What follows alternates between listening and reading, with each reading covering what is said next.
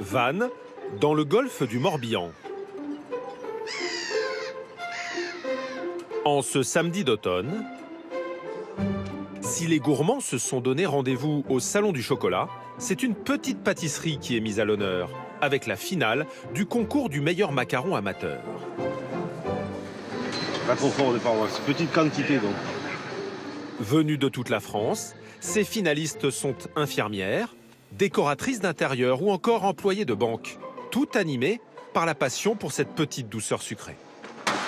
C'est la pâtisserie la plus difficile à faire, hein, parce que vraiment la collerette, vous la réussissez pas à chaque fois, c'est assez capricieux. C'est bon là, je suis à 115. 115 c'est bon. Tu l'enlèves ? Sors. Bah, j'ai toujours fait de la pâtisserie et un jour on m'a offert un livre sur les macarons. Donc j'ai dit je vais essayer, je peux plus bête qu'une autre. Et du coup j'ai réussi les premiers. Donc j'ai continué. Bah, continue. C'est du bonheur, c'est exaltant, c'est jouissif, on est comme des gamins devant son four, on attend les 6 minutes pour voir que la collerette se développe. Et quand la collerette s'est développée, alors là, c'est l'extase. C'est pas vrai ? C'est vrai. Ah si, c'est comme ça. Voilà.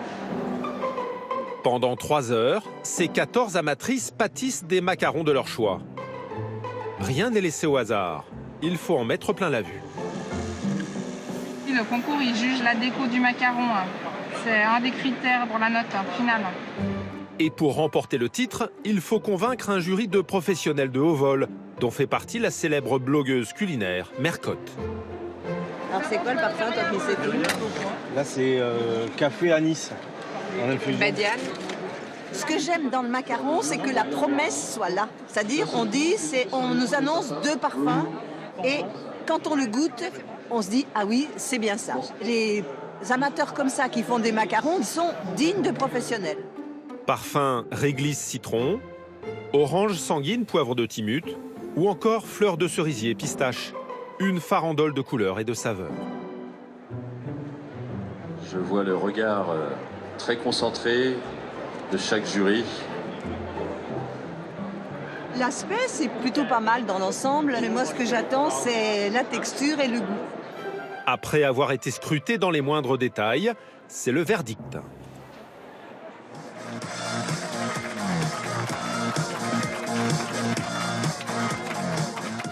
La campiona de la finale internacional du millor concours amateur Van Bantean, Chantal Aubis Bergerac.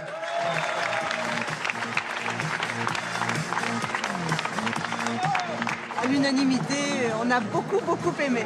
Il y avait le goût de café d'abord, et après, la badiane tout à fait en fin de bouche, et ça procurait un équilibre exceptionnel. C'était simple, efficace. Alors, viens pas. Je suis sans voix. Non, c'est que du bonheur. Merci. Franchement, je suis heureuse.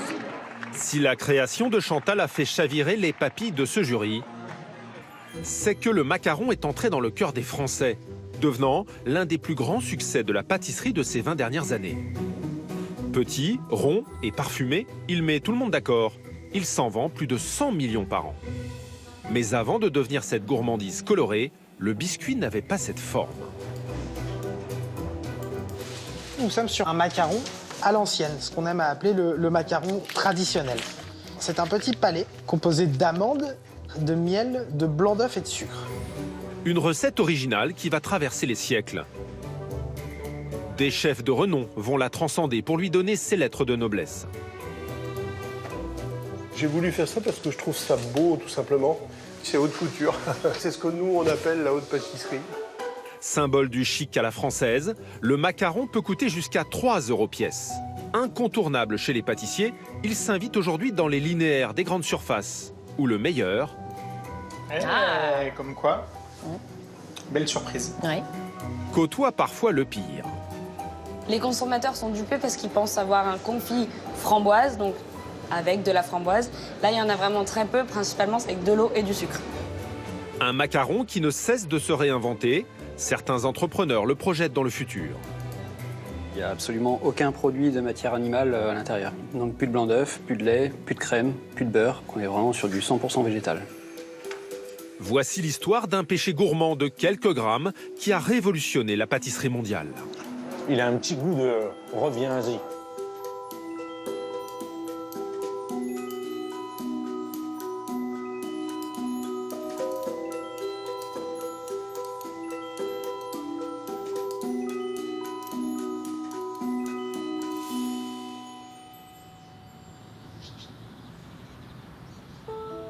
Notre voyage commence en région parisienne, en bordure de la vallée de Chevreuse, à Cernay, petit village des Yvelines.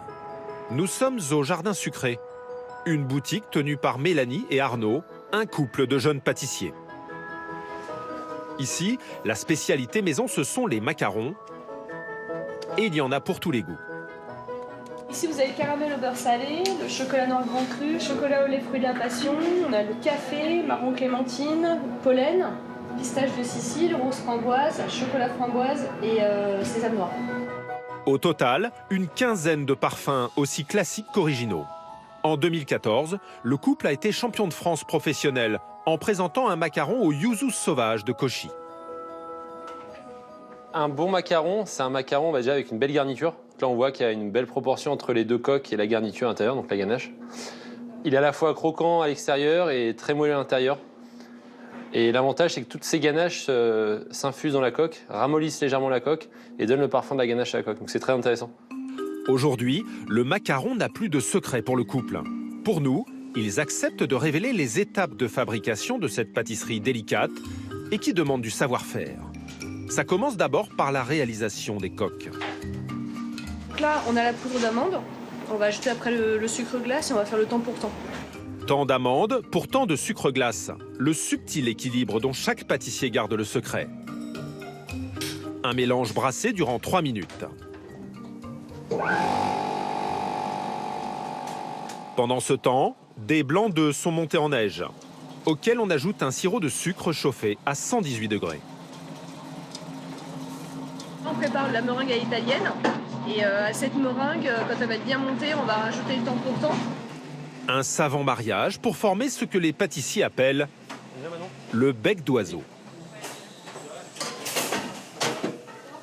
Ce qui est intéressant, c'est ça. Là, on a une meringue qui est bien élastique et qui se tient bien. Une fois la meringue réussie, c'est maintenant le macaronnage. Allez, go. On incorpore le mélange amande, sucre glace. Donc là, on mélange délicatement pour pas trop faire redescendre la meringue. Puis de la pâte de cacao pour colorer cette recette de macarons au chocolat.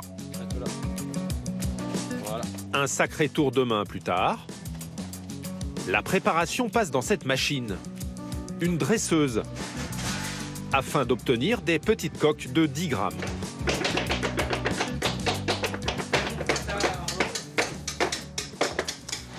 Là, on a tapé un petit peu les macarons pour les étaler légèrement, qu'ils fassent environ 4 cm, pour enlever la petite pointe du dessus et que ça soit un petit peu plus fin, quoi. C'est parti pour la cuisson des coques. Au four et au moulin, Arnaud et Mélanie s'occupent maintenant de la garniture du macaron. On prépare une ganache au chocolat noir. Chocolat noir grand cru du Brésil. C'est la ganache qui va venir être pochée entre les deux coques de macarons. On y va.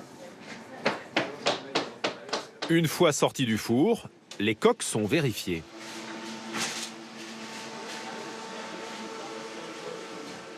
Alors là, la coque, elle est très bien. Ce qu'on voit, donc, que le dessus est bien solide, bien dur. Donc ça fera une belle croûte en première mâche. Et quand on touche le dessous, on voit que c'est encore bien moelleux, tout saignant. Et en fait, c'est ce qu'on cherche dans un macaron. D'ailleurs, même si on va la casser, on voit qu'on a une belle cuisson, que c'est bien moelleux en dessous et très dur au-dessus.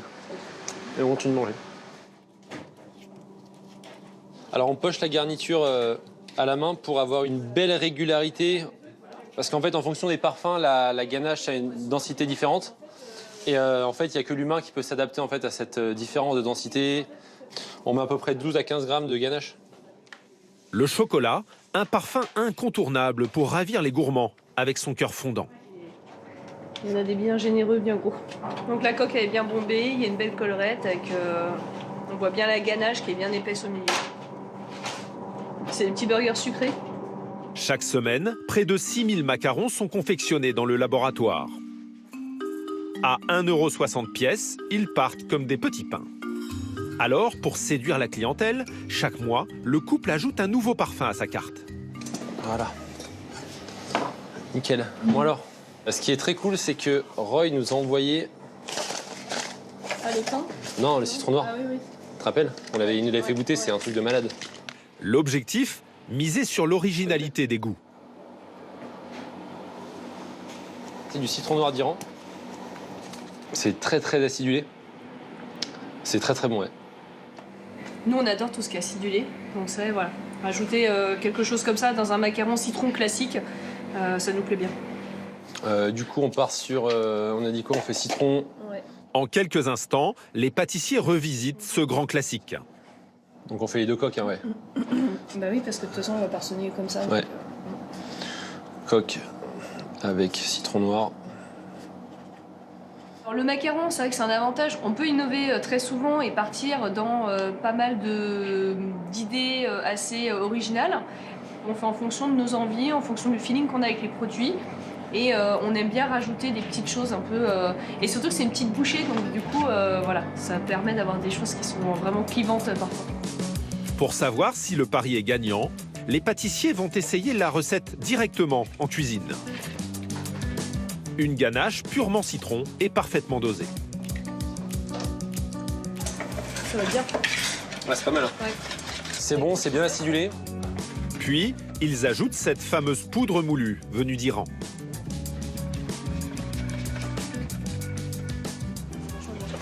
Ah, ça pique, hein. Ouais. C'est trop bien. Ça fait un peu acide citrique, on dirait les têtes brûlées qu'on mangeait quand on était enfant. C'est très piquant. Une fois la ganache reposée, c'est le pochage. Pour finir, une pincée de ce citron noir.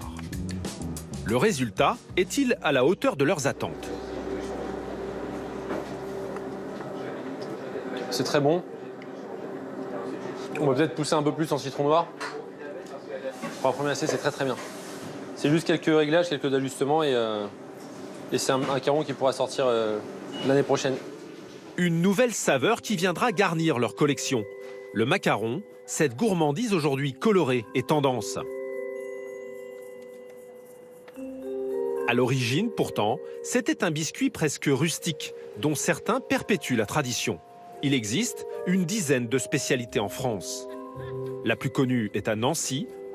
À quelques pas de la célèbre place Stanislas, voici une institution locale. À sa tête, Nicolas Génaud, un artisan confiseur connu et reconnu. Dans son palais de la gourmandise, au milieu des pâtes de fruits et autres bergamotes, des macarons. Ici, étonnamment, pas de coques multicolores et autres fourrages exotiques. Ces macarons, ils font partie du patrimoine de Nancy depuis 1793.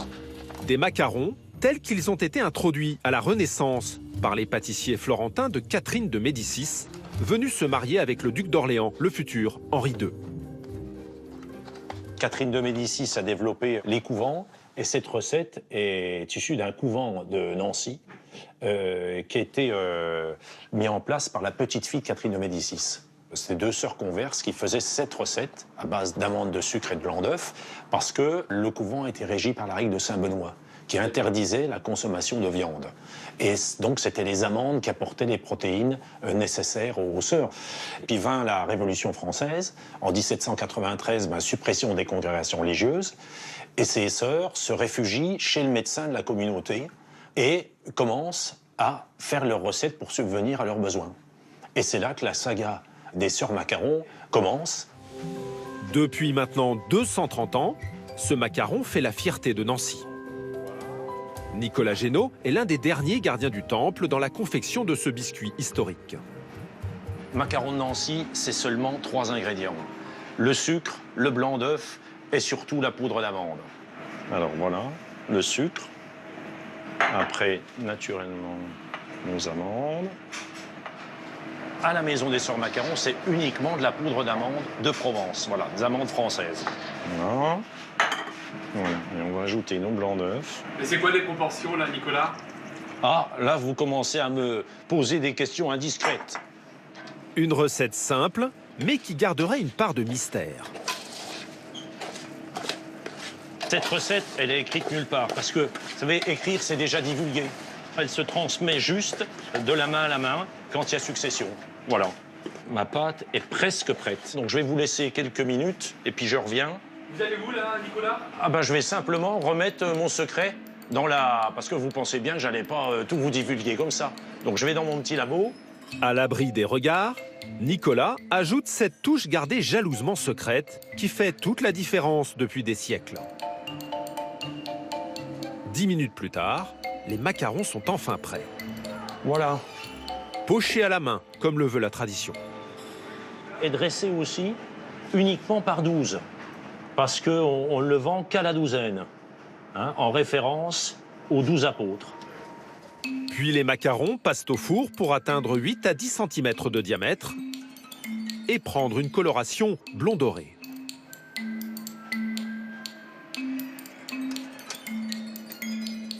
Parfait. Il faut qu'il soit suffisamment cuit sur les extérieurs pour qu'il y ait ce côté un peu craquant, tout en gardant le côté moelleux du cœur du biscuit. Il est bon? Il est bon? Il a un petit goût de reviens-y. Si cette version du macaron de Nancy n'a pas bougé depuis la fin du XVIIIe siècle, un pâtissier de la capitale va la faire radicalement évoluer quelques décennies plus tard. Sur les Champs-Élysées, une maison a construit sa réputation sur ce petit gâteau pour lui donner une popularité planétaire. C'est pistache, framboise, chocolat, ça c'est café et citron. We are coming from Colombia and we come to La Durée because we love the macarons. It's the best macaron. I don't know what it makes it special, but the taste is just different from the regular macarons you can buy in, let's say, the supermarket. And the experience. I think this is a kind of symbol of Paris, like very delicious, sweet. La Durée et ses macarons, symbole du Made in France. C'est dans le quartier de la Madeleine que tout commence pour l'enseigne. En 1862, Louis-Ernest Ladurée y tient une petite boulangerie. Le quartier est en effervescence, elle se transforme rapidement en pâtisserie. À la fin du 19e siècle, la bourgeoisie parisienne a envie de sortir. Particulièrement les dames, qui n'ont pas de lieu pour se réunir. Jeanne, la femme de Louis-Ernest, a l'idée de mélanger café parisien et pâtisserie. L'un des premiers salons de thé voit le jour. Si le macaron existe déjà à l'époque, ce n'est qu'un simple biscuit sec. C'est Pierre Desfontaines, petit cousin d'Ernest Ladurée, qui a une idée révolutionnaire dans les années 30. Accoler les deux coques et y insérer une ganache savoureuse, le macaron parisien est né. À l'époque, il n'y a que quelques parfums comme chocolat, vanille, café ou amande. Il faut attendre la fin des années 90 pour que les saveurs du macaron se multiplient. Depuis, ces petites douceurs sucrées sont devenues le produit phare de cette enseigne, grâce notamment à une savante stratégie marketing. Le décorum de la Durée, c'est l'image qu'on se fait de la vie à Versailles. Autrement dit, c'est beaucoup de marbre, beaucoup de dorure, des couleurs qui sont plutôt pastel, une typographie qu'on le voit qui est une typographie à l'ancienne, avec une écriture un peu manuscrite qui est reprise. La Durée, c'est ce qu'on appelle en marketing une marque de mastige. Il y a deux mots, masse et prestige. Et en fait, c'est assez intéressant. La Durée, c'est un peu comme Nespresso. Regardez Nespresso, chaque capsule, c'est un petit moment de bonheur esthétique. Chaque macaron, on le voit, c'est la même chose. Chaque moment, en fait, est un moment spécifique et on le voit avec des couleurs comme cette couleur bleue, hein, ou des couleurs comme cette couleur rose, hein, si vous voulez. Donc on a l'impression d'avoir un petit goût de luxe en bouche, mais finalement à un prix accessible. Même si c'est cher pour ce que c'est, pour une bouchée ou deux, ça ne coûte que 3 € à peu près. Derrière ce succès, il y a un homme, Pierre Hermé. En 1997, il a collaboré 1 an pour La Durée. C'est lui qui a impulsé cet esprit de raffinement pour faire du macaron un petit bijou iconique. Aujourd'hui, à 60 ans, celui que l'on surnomme le Picasso de la pâtisserie déplace les foules comme une rockstar. Bonjour. Est-ce que Alors je dédicace à quel prénom? Alors, c'est possible de le faire à nom de prénom. C'est possible. Séverine et Clément. C'est un exemple avant tout, grâce à son parcours, grâce à sa renommée, ce qu'il est devenu grâce à ses efforts. Et c'est vrai que pour une jeune comme moi qui aimerait me lancer dans la pâtisserie, ça peut être qu'un exemple de rencontrer Pierre Hermé. C'est important dans notre métier de transmettre et de susciter les vocations. C'est ce qu'on a de mieux à faire lorsqu'on est un professionnel connu et reconnu. C'est un métier formidable. On a de la chance. Devenu le chef de file d'une génération, Pierre Hermé a conquis le monde avec ses macarons. Un virtuose de la pâtisserie et surtout un explorateur du goût.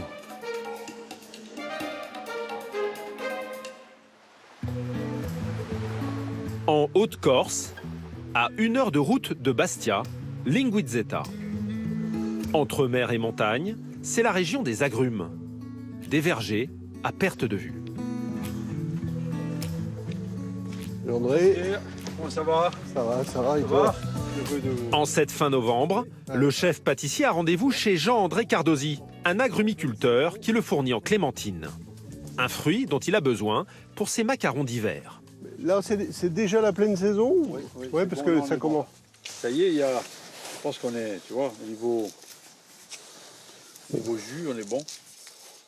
Là, je pense qu'on est au top qualité. Pour moi, la clémentine idéale, elle est là, voilà. C'est ça, là, le cuvert. En général, la couleur détermine l'équilibre. Je pense qu'il faut quand même qu'il y ait un petit cuvert qui traduit un taux d'acidité quand même supérieur. Et pour la transformation, on a toujours besoin, parce qu'on cuit les fruits, que l'acidité soit là, pour vraiment sublimer tous les arômes et tous les parfums. Moi, la clémentine de Corse, ça, j'adore ça. C'est le parfum, le goût, la sucrosité, l'acidité, enfin cet équilibre, ce parfum. Il y a un parfum, quoi. C'est incomparable. Ce qui est important, c'est le contact avec des producteurs ou des fournisseurs, parce que c'est ce qui fait la qualité. Moi, bien sûr, mon travail, c'est de créer des goûts, mais pour créer des goûts, il faut d'abord avoir des produits de très grande qualité. Sur ces 40 hectares de vergers, 800 tonnes de clémentines bio sont récoltées par an. Entre l'Alsacien et le Corse, c'est une relation qui dure depuis maintenant 10 ans. Avec Pierre, c'est d'abord une histoire d'homme. Avant, il y a le business, mais d'abord, c'est l'homme et puis la passion. C'est-à-dire, Pierre, quand il vient dans vos vergers, il ne parle pas et il goûte. Il goûte, on attend. Bon, et voilà, quoi. Et il y a des choses qui lui plaisent, des choses qui ne lui plaisent pas, ça, on le sait tout de suite. Il n'y a pas de chichi, quoi. C'est une affaire d'homme. On parle d'homme à homme, et voilà. Pour nous, moi, je suis fier quand je vais à Paris. Je vais goûter au citron caviar ou au truc, je suis très fier, quoi. Au-delà du business, quoi. Ce spécialiste du macaron s'attache à exploiter les saveurs de cette clémentine. Comme je crée toujours de nouveaux parfums, je crée toujours un infiniment, qui est le macaron où je cherche à sublimer le goût d'un produit. Et puis ensuite, je travaille des associations. La saison du marron et la clémentine, c'est plutôt à l'automne et en hiver. C'est donc clémentine marron m'est apparu comme une évidence. Sur ce terroir corse, Jean-André Cardosi a démarré la culture d'agrumes exotiques comme le citron caviar, le kombava et aussi le yuzu, cet agrume japonais tendance. Ce qui semble ravir le chef. Les agrumes m'inspirent beaucoup, en général. Le parfum est juste incroyable. En fait, le yuzu dégage un parfum à la fois de clémentine, de pamplemousse, de citron vert. Il y a un mélange de tout ça et c'est un fruit qui est extrêmement parfumé. Alors, ça m'inspire et surtout, moi, je sais maintenant que je vais pouvoir trouver des yuzu en Corse, qui est formidable. Plus besoin d'aller au Japon, là. Plus besoin de les faire venir du Japon. Il met la pression. Il va falloir s'appliquer. Il va falloir être meilleur que les Japonais. Après son producteur d'agrumes, Pierre Hermé poursuit sa visite à quelques kilomètres de là, chez son confiseur. Il vient s'assurer que le fruit y est bien transformé. Là, il y a vraiment l'odeur de la clémentine. Tout ce qu'on a senti dans le verger tout à l'heure, on retrouve tous les parfums de la clémentine. Tout le travail du confiseur va consister à garder ce parfum pour qu'on le retrouve dans le macaron tout en en permettant de le conserver, bien sûr. Dans ce chaudron, des clémentines entières. Lavées et broyées, elles sont chauffées à près de 100 degrés.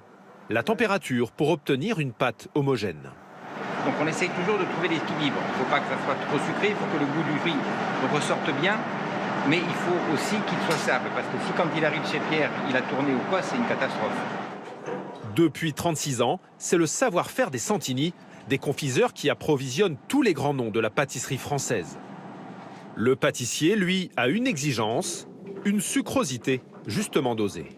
Si je mets quelque chose de trop sucré dans les macarons, le biscuit déjà a un taux de sucre qui lui est incompressible. Donc j'essaye d'être au plus bas et au maximum de goût dans les garnitures des macarons. Que ce soit les crèmes, que ce soit les ganaches, que ce soit les confits de fruits comme ça. J'essaye vraiment d'être au minimum pour justement qu'on ait un macaron le moins sucré possible.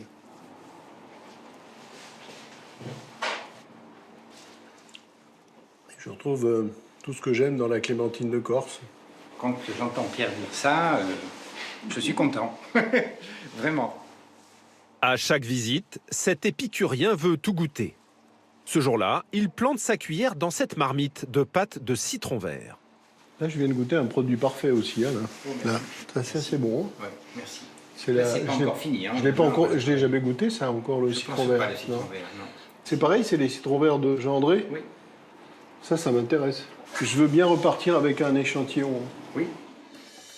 Pierre Hermé quitte la Corse, confiant. Retour à Paris. Comme chaque lundi, celui qui a été élu meilleur pâtissier du monde en 2016 retrouve son équipe de création pour une réunion de travail. L'occasion pour le chef de partager sa dernière trouvaille, cette crème de citron vert. Donc je me disais que ça serait intéressant de le goûter et de regarder ce qu'on peut en faire.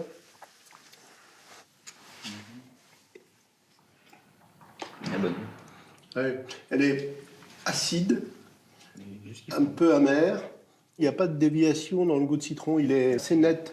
Je m'attendais à quelque chose de beaucoup plus fort et envahissant. Et c'est très bon en fait, même comme ça. Hein. Je vais le noter tout de suite. Le pâtissier prend soin de noter toutes ses idées. Si on fait infiniment citron vert, on va travailler sur un insert citron vert avec ce confit. Et puis ici, une crème. On vous proposera différentes tonalités de vert. Tel un styliste, il commence toute création par un croquis. J'ai besoin de rendre tangible une idée. Donc dessiner pour expliquer les couches, pour donner aussi les proportions et pour moi-même réfléchir à l'architecture du goût que je veux mettre en œuvre. Bon, c'est une idée à tester. En attendant les premiers essais sur cette découverte, il peaufine ses nouvelles créations. Après avoir mis la main à la pâte pendant des années, il supervise dorénavant. Je pâtisse par procuration, c'est-à-dire que j'explique des choses, je propose des choses et ça me permet de me concentrer sur la partie création, de prendre un peu de recul aussi par rapport au quotidien, quoi. L'équipe travaille en permanence sur une trentaine de recettes. Comme aujourd'hui, où il finalise un macaron, ganache cassis et poivre de cassis. Sans oublier d'apposer la griffe artistique du créateur. Ça, c'est quelque chose d'extrêmement important et qui est unique, de faire des macarons sur lesquels on pose une petite fleur séchée à la main, avant cuisson, dès que le biscuit est formé. J'ai voulu faire ça parce que je trouve ça beau, tout simplement. C'est haute couture. C'est ce que nous, on appelle la haute pâtisserie. Une attention particulière est portée sur le cœur de garniture des macarons. Comme ici, le confit de clémentine corse ajouté à la crème de marron. Ces macarons avec deux garnitures, on a été, il y a 15 ans, 20 ans, les premiers à faire ça parce que habituellement, on met une garniture dans un macaron et on le referme. Et ça, c'est vraiment quelque chose que j'ai développé pour pouvoir aller plus loin en termes d'architecture du goût dans un macaron. Un petit plaisir sucré qui coûte jusqu'à 3 € pièce. Un luxe que tout le monde ne peut s'offrir. Alors, de nouveaux acteurs bien moins chers attaquent le marché du macaron, notamment en grande surface.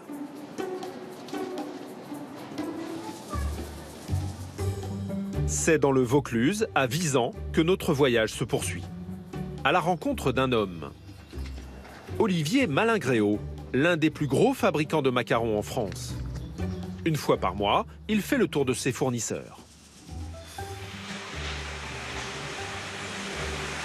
Salut Vincent. Salut Olivier. Ça va? Ouais, toi? Bah oui, bien. Ça fait bien. Comme aujourd'hui, dans cette société spécialisée dans la transformation de fruits secs, notamment l'amande, l'un des ingrédients indispensables pour le macaron. Alors, on va arriver sur la zone d'émondage. Si Olivier a fait le déplacement, c'est qu'il a besoin de gros volumes pour confectionner ses coques de macarons. Là, tu vois, c'est la matière première qu'on réceptionne directement de Californie. Donc là, on est sur une amande décortiquée qu'on va blanchir. Elle est sacrément belle quand même. Hein. La spécificité de l'amande californienne, c'est que quand elle est plantée aux États-Unis, elle arrive très vite à maturation. Et c'est vrai qu'elle a un goût assez particulier. Elle a un craquant, elle est très huileuse et donc elle est extrêmement goûtue. Parfaite pour faire les macarons.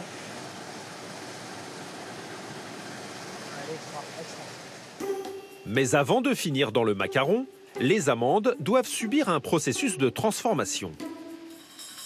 Lavées dans une eau à 100 degrés, elles sont ensuite brassées pour en retirer la peau. On dit alors qu'elles sont émondées. Vient le séchage dans un four. Enfin, elles sont broyées avant l'ultime étape. Là, tu vois, voir arriver la poudre là, qui sort du moulin. Et on a la dernière phase de tamisage. Nous, on souhaite que ce soit de la poudre d'amande extra fine, mais avec une granulométrie très particulière. Pour nous, cette poudre, elle est parfaite. Elle est fine, elle n'est pas trop humide. Quand vous maîtrisez votre granulométrie de la poudre d'amande, ça vous garantit un macaron à la fin qui sortira beau et lisse. Mais cette poudre d'amande a un coût, environ 8 € le kilo. Selon Olivier Malingréau, certains fabricants useraient d'une astuce pour en mettre moins dans leur coque. Certains industriels cherchent le prix, ils ont diminué la poudre d'amande, ce qui coûte le plus cher, et ils ont mis de la farine de blé à la place pour diminuer fortement leur coût. Et donc nous, c'est exactement ce qu'on ne veut pas faire. C'est pour ça qu'on travaille avec de la poudre d'amande 100% blanchie, et c'est aussi pour ça qu'on en met un peu plus. Dans nos macarons, on met plus de 30% de poudre d'amande. Chaque année, il utilise plus de 100 tonnes de poudre d'amande pour ses biscuits. C'est près de Villefranche-sur-Saône qu'est installée son entreprise. Salut les gars. Ça va? Voilà maintenant 12 ans qu'Olivier Malingréau a lancé son affaire. Ici, le macaron est fabriqué en grande quantité. Une trentaine de salariés s'affairent pour en confectionner jusqu'à 30 000 par jour. Ses clients, la grande distribution. Aujourd'hui, les enseignes sur le macaron, on est plutôt sur une demande de qualité, un peu comme s'ils avaient envie de faire le macaron comme un porte-étendard. Avec le macaron vanille, par exemple, l'un des plus appréciés des consommateurs. Bonjour Caro. Olivier doit composer avec les exigences des grandes surfaces. Ici, on fait chauffer la crème. On va venir incorporer des gousses de vanille. La vraie vanille, c'est extraordinaire. Évidemment, ça coûte plus cher, hein, faut pas se leurrer. Hein. La vanille, elle est à 400 ou 500 € le kilo. Si vous mettez de l'arôme, c'est 50 €. Voilà, le litre. Le patron de cette PME surfe sur la tendance, faire un macaron le plus naturel possible. On n'utilise pas d'arôme. Il n'y a pas de colorant artificiel, il n'y a pas de conservateur. Et c'est vrai que ça fait toute la différence sur le goût notamment. Mais pour séduire le consommateur, pas de macaron sans une belle couleur. Vous avez ici de jolies coques bien roses qui sont faites à base de colorant betterave. C'est de la production d'hier et d'aujourd'hui. On a des coques vanille. On a des coques jaunes qui auraient pu servir pour du citron, mais aujourd'hui qu'on a choisi de garder pour de la mangue passion. Vous voyez, par exemple, on a deux coques Même en ingrédients naturels, on peut faire des coques assez colorées. Pour le jaune, on utilise de la curcumine et là, de la carotte. Donc ça reste... et vous voyez, on obtient des couleurs qui sont naturelles et qui sont très très sympas. Dans sa chaîne de production, Olivier met un point d'honneur à ne pas robotiser. L'humain avant tout, comme pour le garnissage des biscuits. Le geste est important parce que vous avez une pression, c'est-à-dire que la pression dans votre poignet, vous mettez le même grammage suivant les pressions. Et il n'y a que des personnes qui sont habituées à le faire qui arrivent facilement. Une fois garnis, les macarons sont ensuite conditionnés. Avant de partir en hibernation. Alors ici, c'est la salle de congélation où tous nos macarons sont stockés. On est à moins 25, donc effectivement, on ne va pas rester très longtemps. Et pourquoi vous congelez?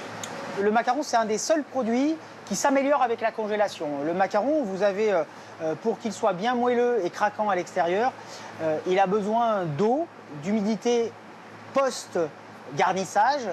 Et donc, avec la congélation, ça améliore le produit. Un produit qui peut ainsi se conserver de longues semaines. Résultat, le macaron d'Olivier est vendu environ 80 centimes pièce dans les rayons des supermarchés.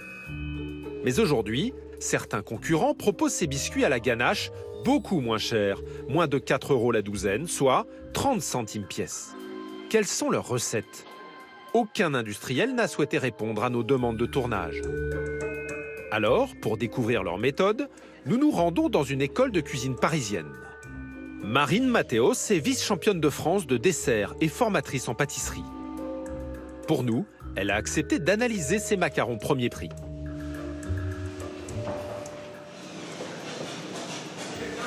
Quand je vois ces étiquettes, ce qui saute aux yeux, hein, c'est que l'ingrédient premier, c'est le sucre. Ensuite vient l'eau et seulement ensuite vient les amandes. Là, dans celui-ci, il y a de la farine, ce qui n'a rien à faire dans un macaron. Et ce qui peut même être dangereux pour les personnes qui sont malades cœliaques, qui ne supportent pas du tout le gluten, parce que normalement le macaron, c'est clairement la pâtisserie qu'on peut manger quand on est intolérant ou malade cœliaque. Donc là, c'est vraiment un piège. En plus, c'est même pas écrit sur l'emballage. En premier, on va retrouver le sucre. Marine est pour le moins surprise devant la liste interminable d'additifs. 15, 16, 17, 18, 19, 20, 21, 22, 23, 24 ingrédients pour les macarons. Quand je vois cette liste d'ingrédients, je me dis qu'il y en a beaucoup qui ont été pensés et mis là pour gagner de l'argent. Pas besoin d'utiliser de sirop de glucose, normalement, on pourrait se contenter de sucre de betterave classique. Le sirop de glucose en lui-même n'est pas dangereux, ça va être son utilisation au quotidien. Le problème du sirop de glucose, c'est que ça va faire monter la glycémie en flèche. Et donc, du coup, ça peut provoquer du diabète hyper jeune. Évidemment, ça fait un surplus de sucre, donc des caries, de l'obésité, tout ce qui va avec. Pour nous, la formatrice se met au fourneau. Elle va pâtisser un macaron framboise.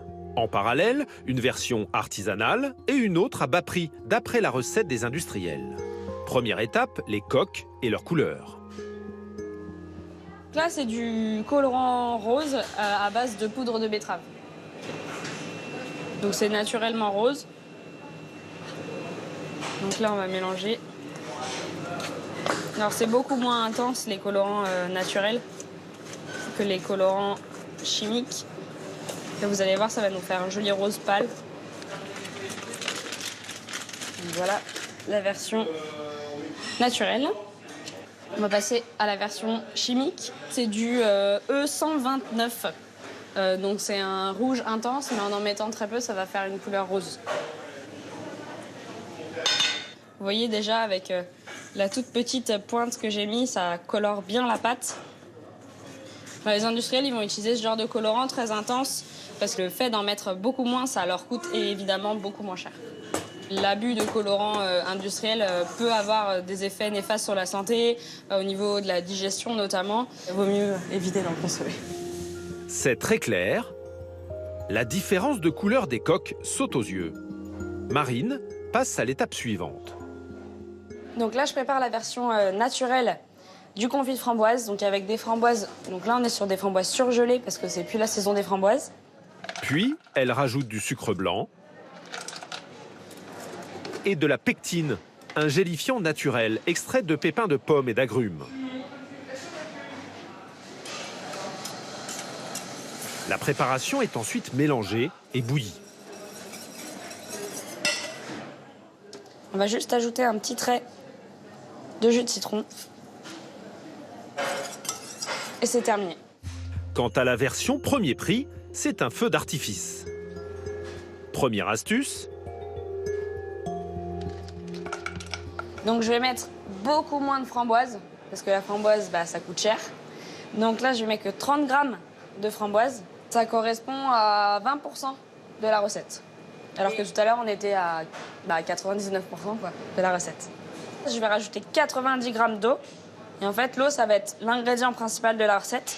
C'est ce qui coûte le moins cher, mais ça n'a pas de goût. Donc, pour contrer le fait qu'on met beaucoup d'eau et peu de vraies framboises, on va mettre de l'arôme de framboise.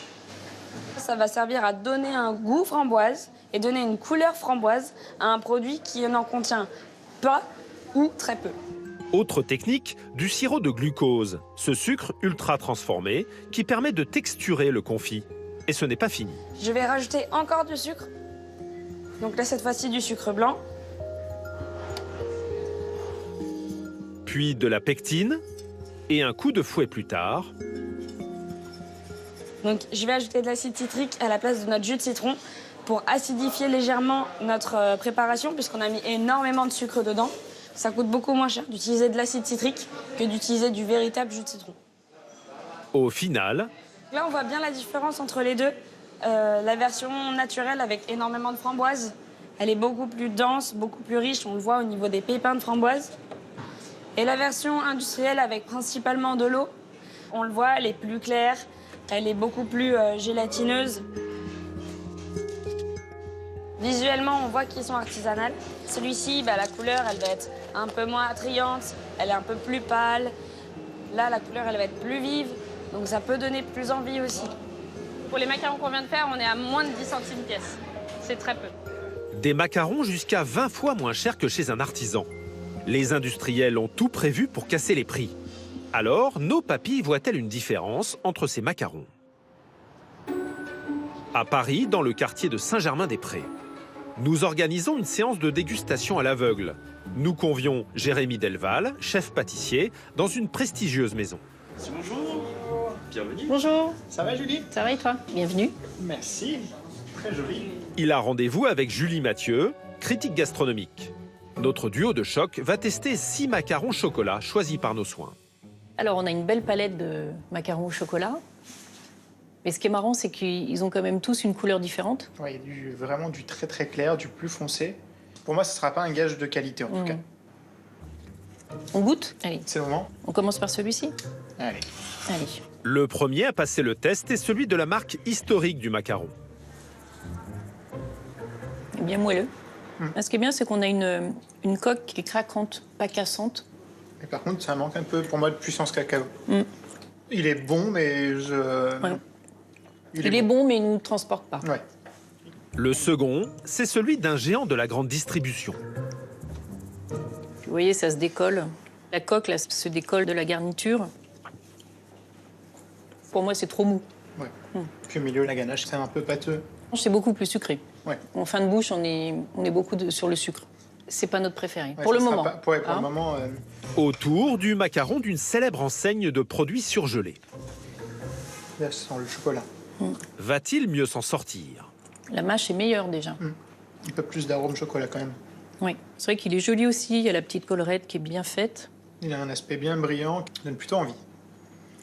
Pas mal. Maintenant, le 4e macaron. Celui-ci. Il est beaucoup plus clair. Beaucoup plus clair. Celui du roi de la boulangerie. Va-t-il trouver grâce à leurs yeux? Là, pour le coup, on voit même les appareils, les poudres ont mal été mélangées. Je trouve que ça se ressent au niveau de la coque, non? C'est pas que c'est dérangeant, mais j'apprécie moins. Le côté granuleux gêne un peu en bouche. Il est un peu rustique, on va dire. Alors, celui-ci fait très envie. Oui. La dégustation se poursuit par le macaron d'un artisan chocolatier de renom. Une coque craquante, mais pas cassante. Elle a une qualité de chocolat qui est tout de suite remarquable. Puis c'est crémeux, quoi. La ganache se confond au macaron, c'est vraiment agréable. Là, c'est une caresse. Donc, très chouette. Allez, le dernier. Celui-là aussi fait envie. Oui. Ou pas. Un peu plus dur. Pour finir, le macaron d'un grand nom de l'industrie agroalimentaire. La coque est plus sèche. Non? Oui, le chocolat, pour moi, il est un peu effacé. Oui. Le chocolat est très sucré. C'est vrai que le macaron, c'est un produit qui est assez sucré, mais qu'il faut justement arriver à bien équilibrer. Et là, ça manque peut-être un peu d'équilibre. Nous leur demandons maintenant de classer leurs 3 macarons préférés. Moi, je trouve que celui-ci est vraiment au-dessus des autres. Bon, moi, en top 2, je garde quand même celui-ci. Quant à la médaille de bronze, notre jury hésite et décide de regoûter. Donc voilà notre top 3. Ouais. On est d'accord? On est d'accord. Alors, le numéro 1. Jean-Paul Evin. Le célèbre chocolatier. Le numéro 2. Ouais. L'enseigne historique du macaron, la durée. Voilà. Qui était, ouais. Et le numéro 3. Comme quoi. Belle surprise. Ouais. On est dans l'industriel, des produits surgelés. Mais néanmoins, bien maîtrisé en tout cas, parce que même l'aspect visuel est plutôt bon. Ouais. Enfin, ça reste des macarons surgelés de grande distribution. Mais on se rend compte que dans les ingrédients, au final, il n'y a pas... Il n'y a pas des choses qui font fuir. Non. On voit que cette alternative, en tout cas, n'est pas mauvaise. Donc c'est plutôt rassurant aussi, parce que ça veut dire que les industriels font des efforts. Et voilà, maintenant, rien ne vaut un bon macaron de chez son artisan. Qu'il soit artisanal ou industriel, le macaron s'est largement démocratisé ces dernières années. Un produit coup de cœur de notre gastronomie qui évolue aussi avec les préoccupations santé. Direction l'Ouest parisien. Rendez-vous avec Johanna Lepape, chef pâtissière et prêtresse du bien-être. Je suis ravie de vous accueillir pour ce cours donc, de macarons végétal. Pour cela, j'ai des ingrédients un peu nouveaux que je vais vous présenter. Pour la recette du macaron chocolat qu'elle va réaliser avec ses pâtissières en herbe, la jeune chef utilise un ingrédient étonnant. C'est le jus de cuisson du pois chiche. On appelle ça aquafaba. Et en fait, dans cette eau de cuisson, on retrouve cette protéine qu'on retrouve dans le blanc d'œuf. On appelle ça une protéine tensioactive. En fait, pourquoi? Parce qu'en fait, elle a 2 têtes. Elle a une tête hydrophile et hydrophobe. Et en fait, il y en a une qui va avec l'eau, l'autre qui va avec les matières grasses. Et donc, cette protéine, elle est vraiment essentielle dans l'émulsion, dans la capacité à en fait, attraper l'air et à monter comme une meringue, tout comme le blanc d'œuf. J'aurais pas du tout imaginé qu'on puisse récupérer du jus de pois chiche déjà. C'est pas commun du tout, quoi. J'ai juste qu'une hâte, c'est de voir si on sent le goût du pois chiche ou c'est vraiment une alternative au blanc d'œuf. Une alternative qui suit l'évolution de notre société. L'idée, c'est de pouvoir aussi proposer des produits pour les gens qui ne mangent pas d'ingrédients issus d'origine animale et donc de diversifier une production de macarons et s'adresser au plus grand nombre. Alexandra, on y va? Allez, c'est parti. Ici, on est dans une pâtisserie saine, bien-être. Et donc moi, j'ai eu envie aussi de baisser un peu la quantité de sucre et de rajouter des fibres pour baisser l'indice glycémique de cette recette. Comme en ajoutant cette poudre issue de la cabosse, la carapace du cacaoyer riche en fibres. Le pari est de désucrer la coque du macaron. Le jus de pois chiche est ensuite monté en neige comme des blancs d'œufs. À ce stade-là, on va pouvoir ajouter le jus de citron. On sait que l'acidité, ça va aider à monter la meringue. Et là, on va mettre un tout petit peu moins fort et tu vas pouvoir rajouter en 3 fois les poudres.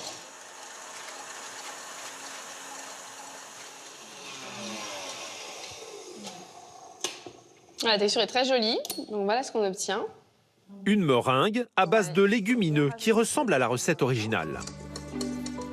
Puis, on y incorpore le temps pour temps, ce mélange poudre d'amande, sucre glace, avant de pocher le tout. Donc je viens à 90 degrés, je bouge plus, je presse, je stoppe et je coupe. On bouge plus, on presse, on stoppe et on coupe. Parfait. On garde un petit peu d'espace entre chaque, puisqu'à la cuisson, ils ont tendance à prendre un tout petit peu d'espace. Maintenant, place à la ganache. J'aime bien en fait faire des ganaches maintenant avec des laits végétaux. Alors lait de coco, gustativement parlant, c'est très intéressant. Là, on va avoir la note de coco. On peut aussi utiliser du lait d'amande, du lait de noisette, du lait d'avoine si on veut. Et donc là, en fait, ce qui est intéressant avec le lait de coco, c'est aussi que ça va amener le goût et l'onctuosité dans la ganache. Grâce à sa riche teneur en lipides, le lait de coco se substitue au lait d'origine animale.